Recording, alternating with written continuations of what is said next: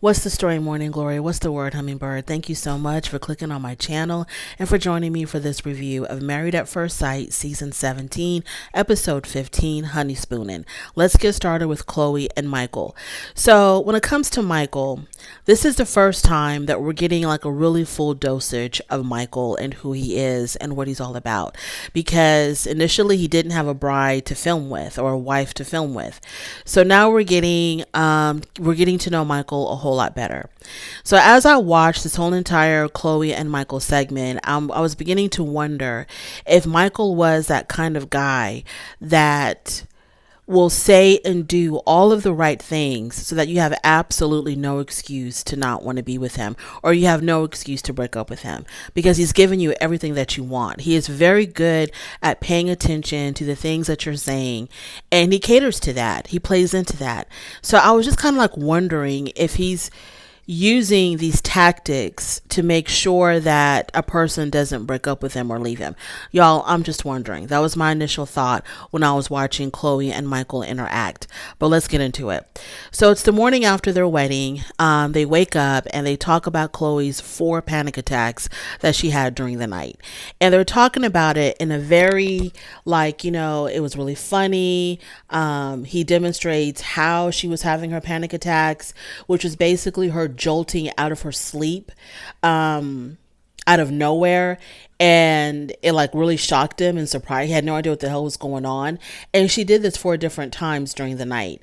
And like I said, they talked about it was really, really funny, and I was concerned. I was like, you had 4 panic attacks in the middle of the night. That's a little bit concerning to me, but to them, it was hilarious. And Chloe tells us that she has these panic attacks whenever she's overly stressed out. So she's saying that she's really stressed. No, she's saying that this is how her body reacts or how her mind reacts when she's under a lot of stress. But then when you hear her talk, the words that come out of her mouth are indicating that she's really happy with Michael, that she feels like this was a great match. There's an attraction between them. She's drawn to him. She says all these positive, glowing things about him. She loves how eclectic he is, how different he is, his uniqueness. She finds him attractive. She finds him handsome. She likes his tattoos. All of these things are very glowing, but it's like her body's reacting in the opposite manner. 4 panic attacks in the middle of the night to me is a little bit concerning. Now, this whole situation obviously is a stressful situation. You're on a television show. You're marrying a stranger. All of this can be extremely overwhelming. I've just never heard of someone reacting in this way who's been on this show. Okay, moving on from there. So then they talk about, she tells him how she just loves physical touch. She loves touch. And so I guess that's her love language. And, she likes to, I guess, hold hands and just be in physical contact with her partner all the time, which is a good sign because Michael is, he's going to play into that. He's listening, he's paying attention, and he's taking notes. So they're on their way to their honeymoon now. And I'm just wondering to myself, because I think they have about 3 weeks until decision day, and they're just going on their honeymoon. And while I am very happy that they've given Michael a second chance at love, there's just not enough time. And I'm wondering if time is going to be the reason why one of them or both of them ends up saying no on decision day, because it's going to be like, we just didn't have enough time. Didn't have enough time. So yeah, I don't want to stay married to them. So it's going to probably work against them, because I don't know how they're going to have enough time with each other to be able to make up their mind on decision day of what they want to do. Just a thought. So the honeymoon is in Colorado. Everybody else got to go to Mexico, but I'm thinking maybe because of the time situation. Their honeymoon ends up being at a Colorado resort.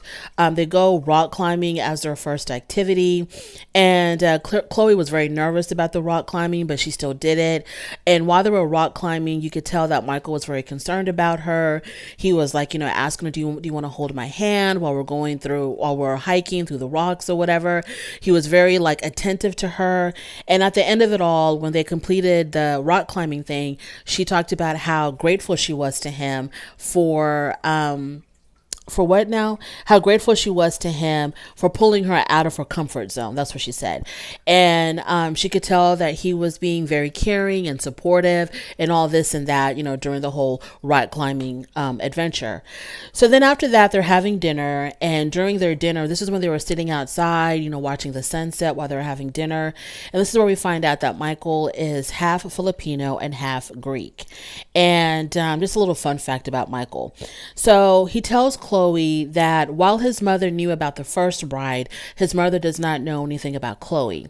And I'm not exactly sure why he hasn't told his mom yet, but he says to her that he wants her to trust him and that he is going to find the right time to tell his mom about her. And I felt like when he told her that the mom didn't know about her, I felt like I saw a look of concern on her face. Like, why wouldn't he want to tell his mom about me? And the sister knows. And then he told us that the sister and the mom are really, really close.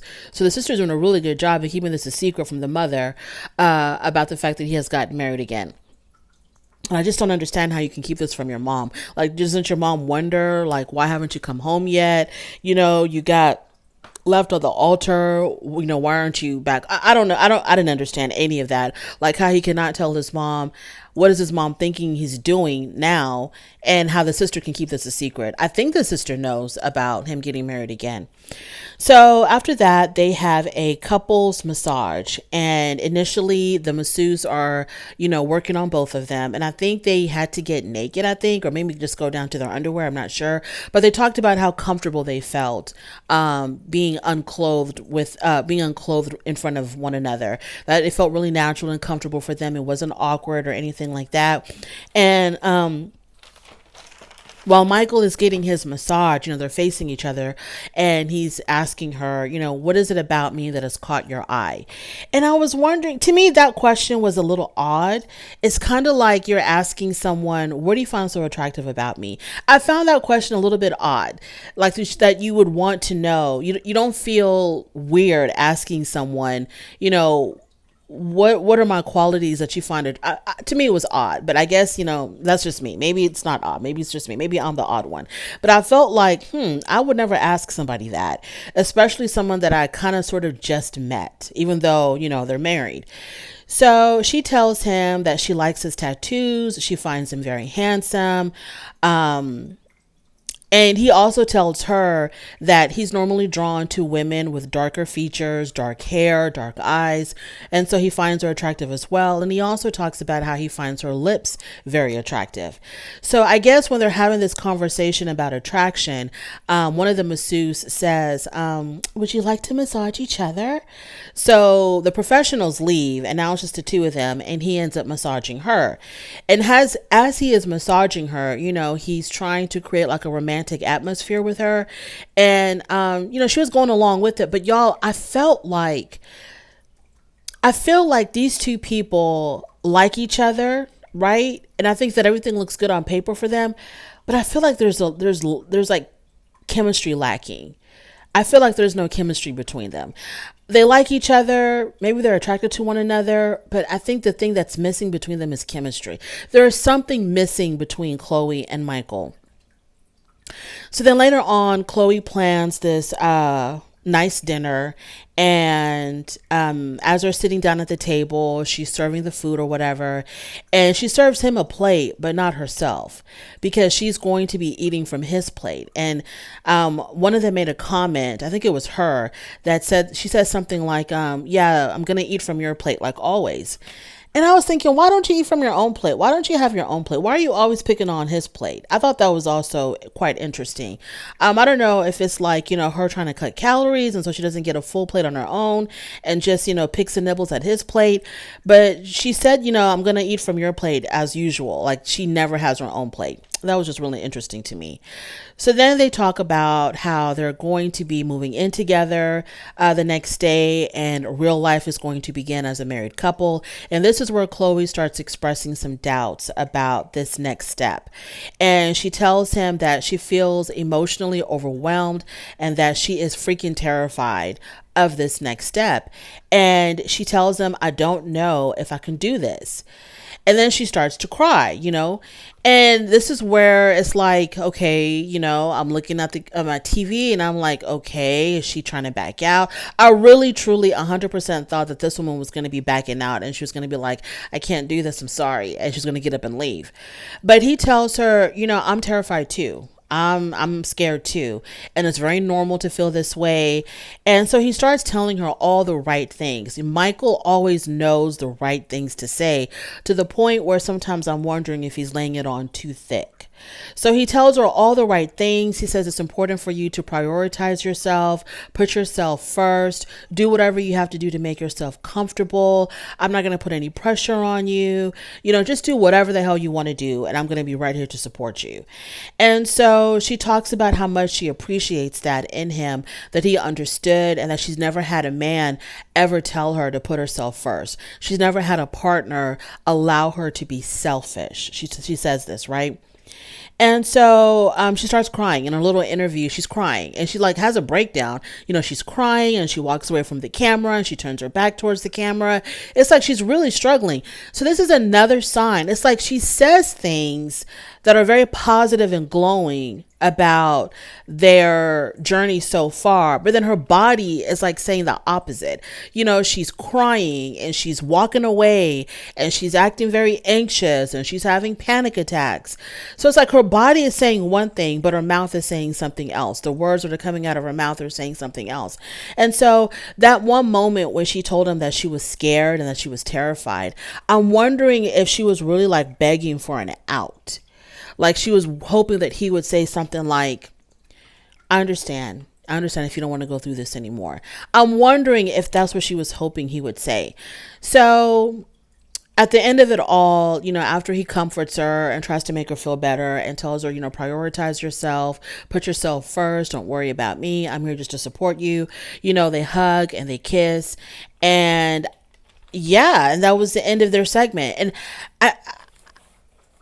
I still have hope for Michael and Chloe, but I'm very cautious about it. And I feel like I'm beginning to notice some signs. Sometimes I wonder if Chloe's performing.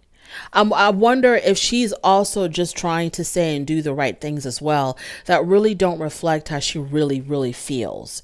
And so because she's holding so much in, it comes out in these bursts of emotion and her freaking out about moving in together. Because if what you're saying is true, that, oh, he's so handsome and oh my God, I like him so much and this is so perfect, then why are you freaking out? Why are you panicking about moving in with him? Because you're telling us that this is almost like a match made in heaven. So why are you panicking? So I'm wondering if it's because she's keeping so much inside that her body is reacting with the panic attacks and the crying and the emotional outbursts. I'm just wondering, y'all. I'm just talking.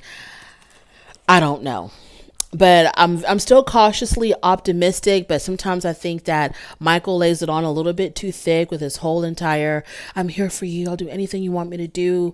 You're my priority. I'm here to make you happy. And then with her, saying all these wonderful things, but then it's like she's breaking down physically. Moving on to Becca and Austin. So we see a little bit of footage of them spending time with Austin's family, and then they're back home in Denver. They're sitting on the couch and they're talking, they're having a conversation, and they're talking about Dr. Pia, who's going to be coming in the next day for a visit. So Austin asks Becca, you're not going to drop any bombs I don't know about, are you? And he said it real casually. He said it in a really jokey kind of way. But that man was dead serious. Okay. He was serious as a heart attack. He was trying to sugarcoat it, but that man was serious. You are not going to surprise me, are you? We need to talk about it right now. All the things that you're going to bring up with Dr. Pia, because I don't want to be blindsided by you. That's what he was really trying to say. So she was like, of course I am. She responded in a jokey manner, but she was probably serious too. So then Austin says, that they're still struggling with intimacy, but he says, we really don't have the time to work on it because we're so busy. And so this was when Becca says, well, Dr. Pia told us that you have to make the time to be closer to one another. So then Austin says, but when? He goes, first of all, we were out of town, and plus there were 2 cats at his family's house. So he talked about these damn cats that flared up his allergies. He was all choked up, his throat closed up, his lungs closed up. And this was the reason why he blamed those poor innocent cats on the reason why him and his wife could not be intimate, cannot get closer in any kind of way, not just sexual, but just in any kind of way, because these damn cats woke up his allergies. And so Becca she tells us in her confessional, she talks about how frustrated she is constantly initiating things just to get rejected, and that she's beginning to run out of ideas because she's constantly having to be aware of what makes him comfortable or uncomfortable, but she also has to, put her needs in the forefront as well. And it's just really exhausting, not knowing what's going to make him reject her, but then she also has needs that need to be fulfilled as well. So Becca tells Austin it's important to take Dr. Pia's advice and, try to do the foreplay, throughout the day, like be fun and sexy with one another. And Austin was like, well, it's hard to fit all that in. And then I was just like, what? Austin, why are you making it seem like it is the biggest challenge in the world for you to be playful and silly and sexy with your wife? He's also someone who'll talk a good game, but his actions don't show it. He talks about how, Becca is this and Becca is that, and I see her as the mother of my children, and I see myself with her for a very long time. But his actions don't show it at all.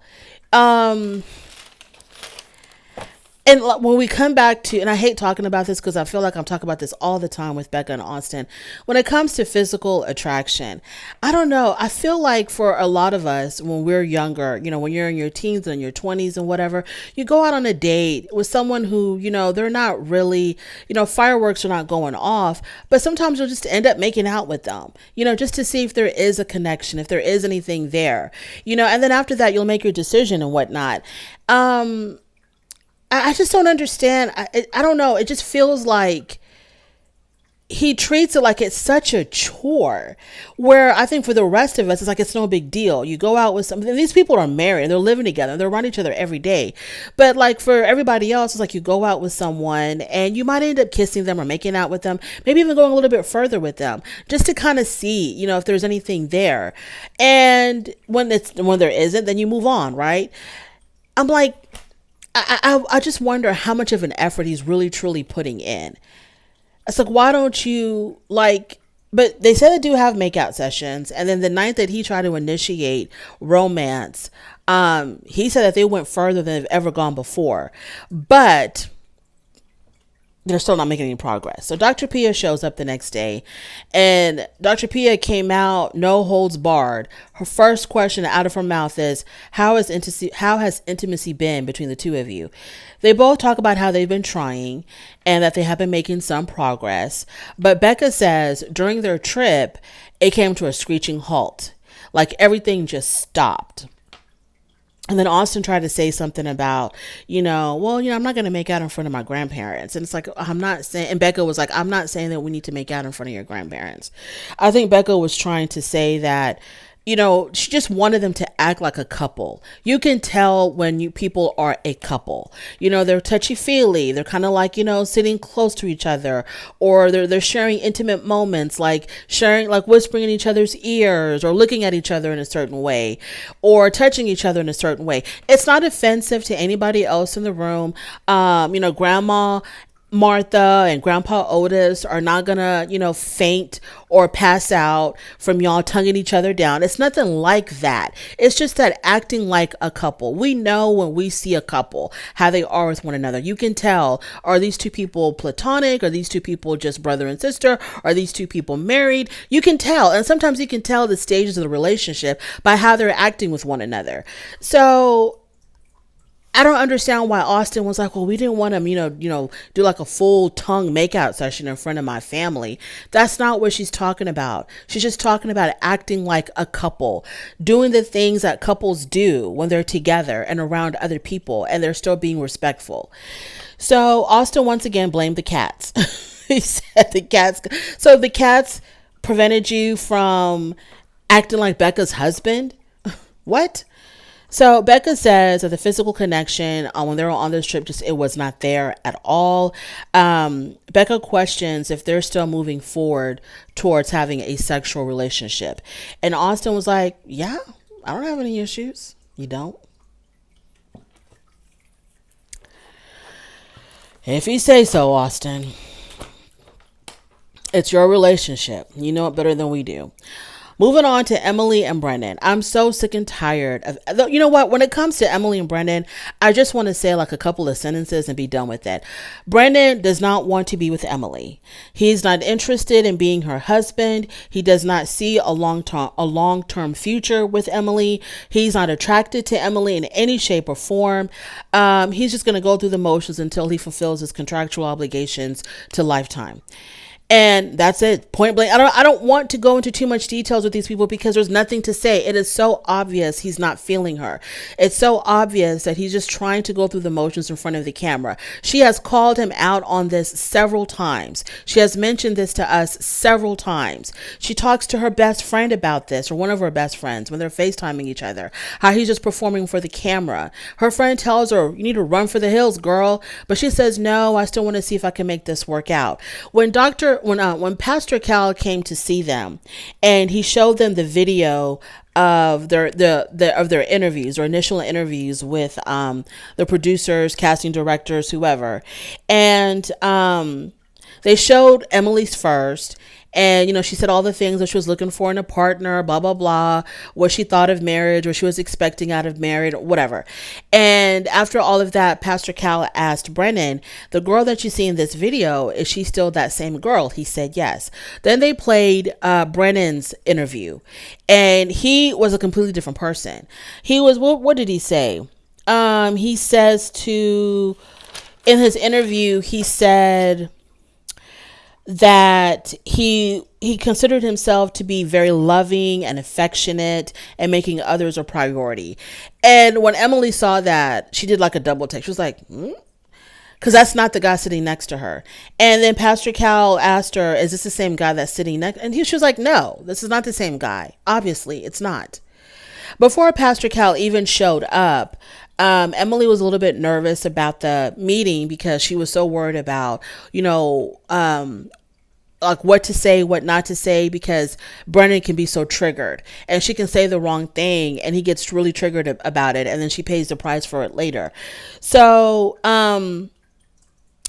Pastor Cal also talks about the whole friendship thing because Brennan had said that they needed to do a friendship reset. Like, let's go back to being friends. So Pastor Cal brought that up. And when he brought that up, Emily said, I didn't come here to get a friend. I came here to get a husband.